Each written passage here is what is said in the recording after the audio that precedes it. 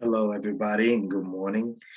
Today is another recording of This Needs to Be Said. I am your host, CJ, and this is Elephant Exposed. Um, Before we get started today, because I do have a particular video in mind I want to share with you guys. I saw the highlights. I did see, I did see something in part of this video I'm going to be sharing with you guys today. However, before I get too deep in everything and into these videos, um, I just have a particular question. And my question is, the videos and things that I react to, um, am I the only one? Have anybody ever noticed that before any of these recordings, whether it be by police cam or a concerned citizen or any of those things, or anybody of that nature. Whenever it comes to these injustices of Black people and people of color,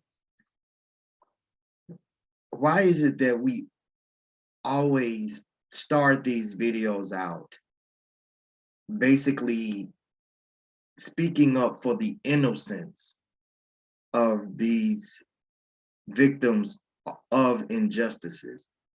This is what I mean.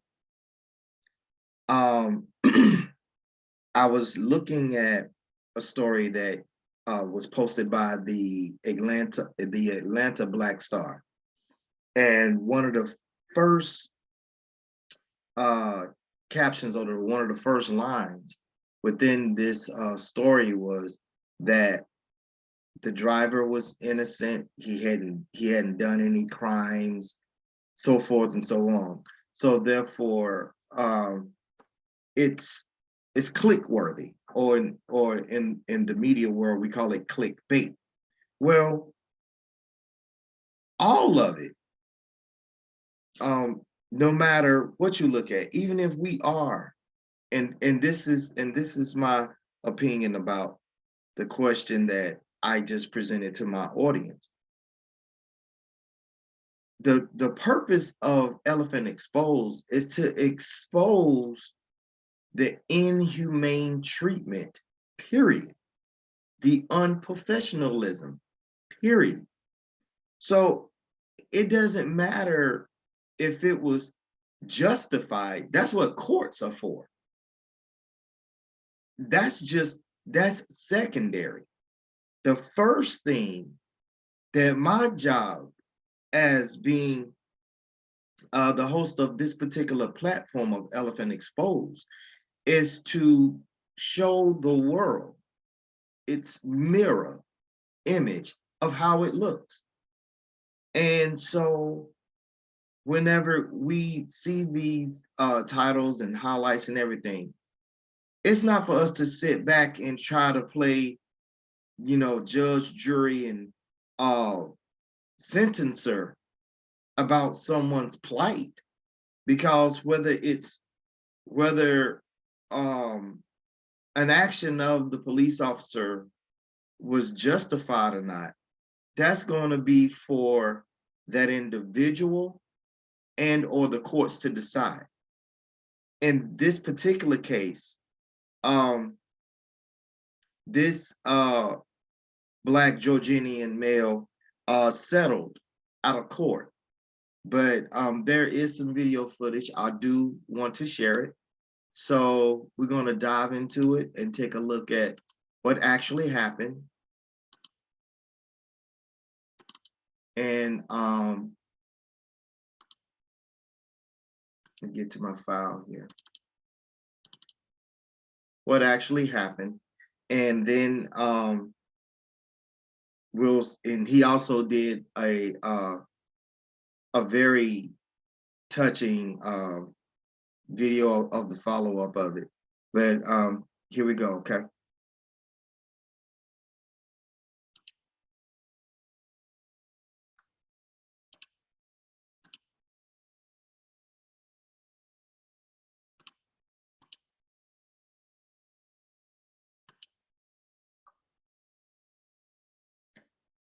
Okay, I don't know what happened. I think, oh, okay. Internet is running a little slow. Bit going right now, guys. I don't know why suddenly my internet connection. Oh, here we go. So here we are. It's yet another shocking video showing white police officers violently restraining a black man in front of his family. Multiple videos show Clayton County, Georgia deputies pinning Roderick Walker to the ground. One punches him. A deputy also complains Walker bit his hand. A child screams for his father. Walker lost consciousness twice during his arrest, according to his lawyer. There doesn't appear to be any video that shows what led up to the incident, but Walker's attorney said it was completely unprovoked. What the video and the evidence in this case is undisputed is going to show, and has shown, is that Roderick was doing nothing wrong. Walker's attorney said someone was driving Walker, his girlfriend, and one of his children when police pulled the car over for a taillight violation. When deputies asked Walker, the passenger, for his ID, he asked why. They became upset when he inquired, like every American citizens have the right to inquire, why are you asking me for my ID? I'm not driving. Walker's attorney says the deputies then asked him to leave the car. It's unclear how the episode became violent, and authorities have not said why the car was pulled over. Walker is in a jail hospital charged with 2 counts of battery and 2 counts of obstructing law enforcement, and the sheriff says he has outstanding warrants for other incidents. But Walker's lawyer and family say it's the police who need to face justice. I just want my son home because he was beaten real bad. He did nothing wrong. I haven't talked to him since Friday. Today, the Clayton County Sheriff's Office said the deputy who punched Walker is being terminated for excessive use of force and turned the investigation over to the district attorney's office as protests tonight grow. Matt Bradley, NBC News. Hey, NBC News. Okay, guys. Actually, I want to make a correction. That was another video. It wasn't the one that I had got off of Atlanta Black Star. But again, just as I had did in the early portion of this program today, the first thing that comes out of the lawyer's mouth is he did nothing wrong. And that is my focus of today. My focus of today is, guys, that it doesn't even matter whether these individuals did anything wrong or not. We're talking about what happens in comparisons of the inequality of humane treatment when it do come to criminals or non-criminals or whatever. I know all these videos and all these stories, they all pretty much sound the same. You get, a black person, a person of color gets pulled over for some asinine reason or whatever, or let's just say if it was for a legitimate reason, let's just say if it really was for a bank robbery or something like that. Well, even in those cases, when white people are arrested, you see the genuine, purposeful, constant effort and these police officers trying not to take the life of a person that is not Black and that is not a person of color. And we've had shows and focuses on these things, and we just come to find out it's just simply because in the back of our minds, there's a little thing that happens within our subconsciouses, and that is you start to relate to that individual in whom you are engaging with. And what's happening is that every time a white police officer pulls over someone else that is white, outside of the physical appearance, okay, and it does play a part in it because of the way that police culture is. And culture will always trump training. So the culture is they are white like me. I see my brother. I see my sister. I see my father. I see my mother. In other words, they see someone like them. And just like them, they don't want to hurt themselves. They don't want to do purposeful damage to themselves. Now, let's flip it. Let's say, because we're looking at someone outward appearance, let's make them dingy. Let's make them dirty. Let's make them appear like have they don't have access to a shower and things like that. Well, now the ugly and the dirty, they get a whole nother category on their own. And they are mistreated, but still, for the most part, not to the level of Black people and people of color. And that's my focus. So I did not receive the video like I thought of the story of the Black man from Georgia that had settled out of court, but he had a very similar story. And so I'll just share the highlights, and then I'm going to share his reaction to what his case was. Again, this came out of the Atlanta Black Star. He got about 400,000 in settlement, and this is after nearly 5 years after his actual incident. He was punched and kicked in the face while he was handcuffed after his traffic stop. And basically, like this is the aftermath. They're saying that and he still suffers from PTSD to this day. That's going to happen. PTSD is very real. There are many levels to PTSD, and not everybody handles PTSD the same. His name is Justin. I'm sorry, the attorney for this Black man was Justin Miller and Diana Lee. The victim, I do not want to mess up his name, but I think it's Demetrius Hollins.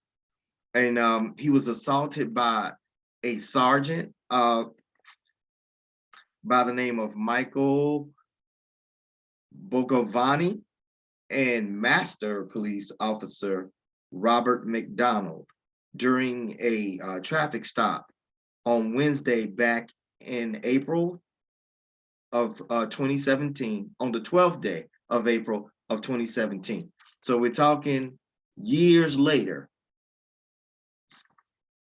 And this is just now in our highlights of 2022. I think the story actually hit towards the very end of 2021 in December, but kind of takes a little while, right? Okay. It happened in Gwinnett County, which I don't even know why this was in there, but this was like the largest payout settlement that this county has ever done in the history of Gwinnett County. I have no idea as to the reason why that was so significant to put in, but okay. And then we received a statement from his attorney, and they were just saying that we will continue to hold officers and the departments accountable when they violate their oath to protect and serve their constituents. And again, y'all guys, this is about accountability. Um, both men were terminated the next day from the Gwinnett County Police Department. Bo Giovanni ultimately pleaded no contest to battery and aggravated assault charges back in 2019 and was ordered to serve 6 months in a work release program, followed by a 10-year probation sentence in exchange for testifying against McDonald, who was his partner during the time, who also received 10 years probation. Now, all of that sounds okay. But here is the young man speaking for himself. So hopefully this will play.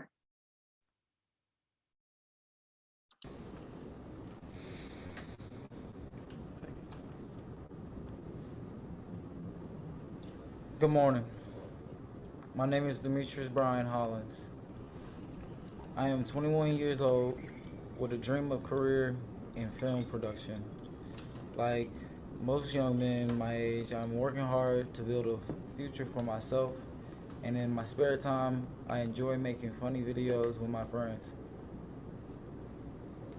On Wednesday, April the 12th, 2017, Good Samaritans in my community took action and used their camera phones to capture the scariest moment of my life.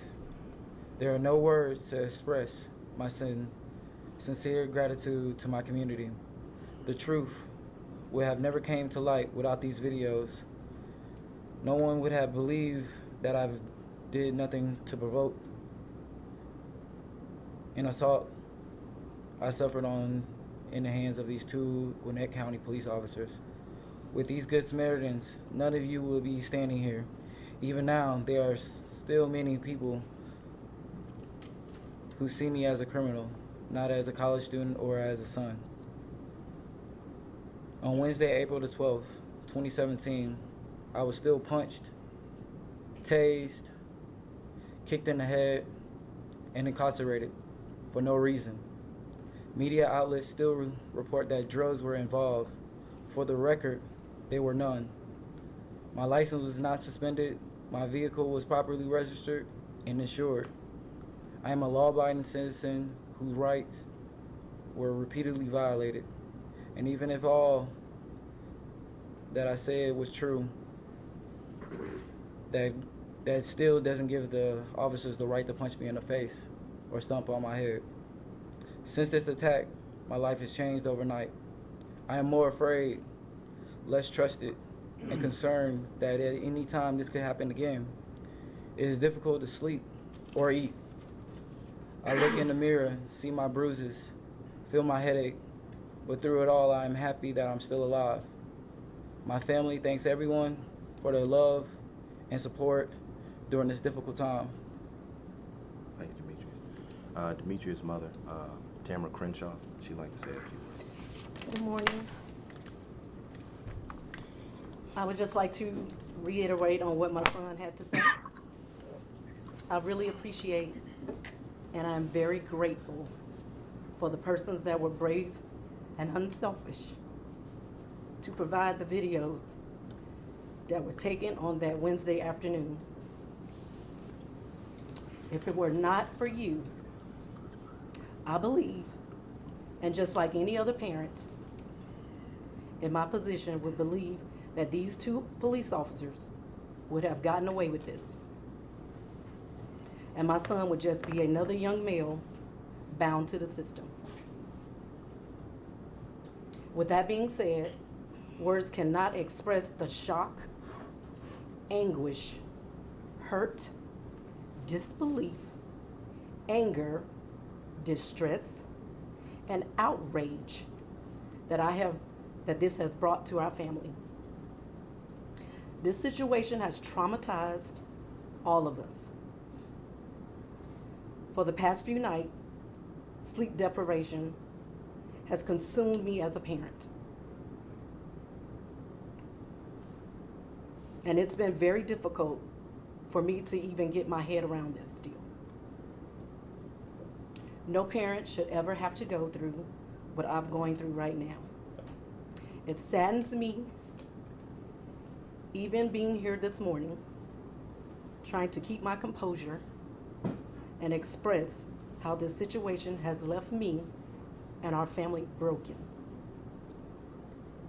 I know that the 2 officers that did this to my son are now terminated from their positions, but that still does not justify the fact that they engaged such brutal force against my son. It has changed our lives and his lives forever. But I am grateful that he is still with us and he's able to tell his story. Thank you. And again, guys, as you can see, 2 different men, almost the same kind of situation, meaning that they were pulled over for a violation that the majority of society would have just either received a ticket or received an excuse, and we are told, have a nice day, you know, stay safe, or whatever, how the, you know, officer would let you go. But even in the first one, whenever the police officer, the first video that I shared, even in that one, guys, you know, a person has warrants out for their arrest. Even with those, notice that they didn't spend a lot of time on those warrants, because more than likely, guys, those warrants were what we call bench warrants. They were probably something that had nothing to do with violence or drugs or anything that'll get you looking like, he deserved what he got. First of all, who are we to tell anyone what punishment a person deserves? Yeah, I mean, I know that that's a common thing to say, but really, who are you? You know, just to sit back and just judge people like that. Very rare do you come across a situation that is very, very obvious that this person did something so negligent, so grossly done to where they deserve to go to jail. They deserve to be locked up. But even in the most grossest cases where, let's just say they admit, let's say if it was a known serial killer and they were like just a complete psychopath and they had no remorse for anything. As a matter of fact, it was entertainment, or it was pleasurable for them. If you watch cases like Criminal Minds and different things like that, that's what I'm kind of referencing here. And these people are completely disconnected from their emotions. And as a matter of fact, they actually become pleasured by inflicting pain and suffering on people. Guys, even those people have the right to be treated humanely. Justice will take care of one side civilly, the other side will be taken care of. But we all, Black people, people of color, we all deserve to be treated humanely. That is my focus of today. Okay?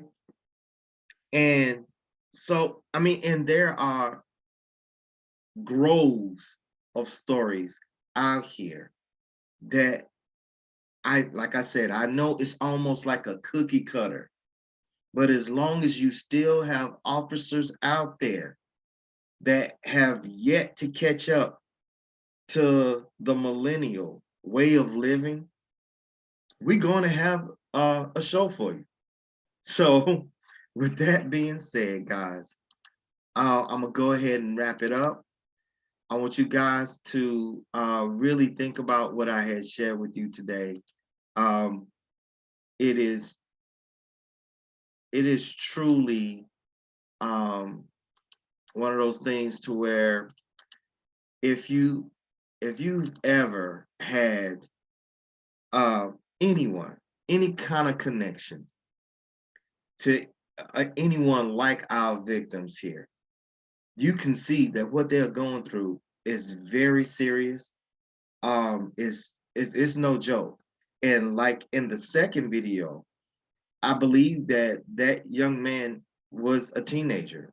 Like just I know I want to say he was under 18, you know. But still, even with that, can you imagine just being a regular teenager, just doing your thing, and you get pulled over, you get snatched out, all these different things are happening to you, and there seems to be no relief, no justice for it all.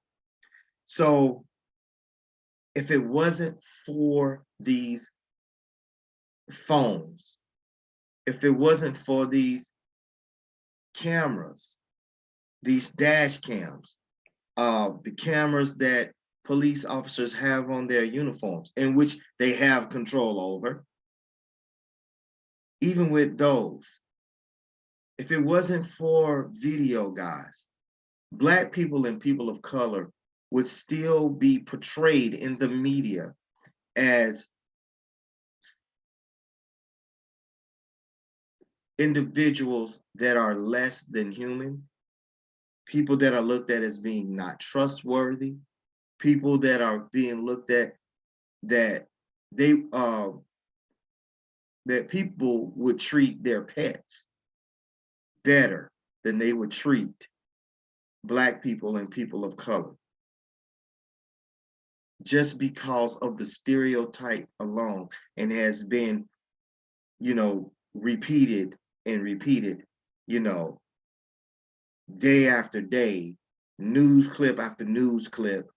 And so after a while, you don't know it, but that's a subliminal message that starts to get concreted in the back of your subconscious. So whenever you see a Black person, a person of color, a person that look a certain way, then you automatically draw, because you yourself may or may not have had a personal experience with a Black person, a person of color, or let's just say your one and only encounter with that wasn't that great. But it doesn't mean that one encounter or those few encounters represents us all. We are all human, and we all deserve to be treated as such. And with that being said, I'll catch you guys next week. Thank you so much.